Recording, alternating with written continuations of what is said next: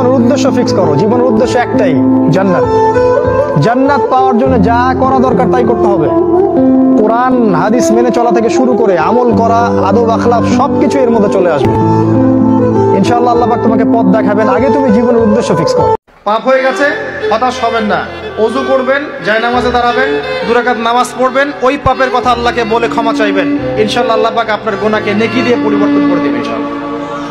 যতবার পাপ হবে ততবার নামাজে দাঁড়াবেন, ততবার ওযু করবেন, ততবার 2 রাকাত নামাজ পড়বেন এবং আল্লাহর কাছে ক্ষমা চাইবেন। ইনশাআল্লাহ আল্লাহ মাফ করবেন।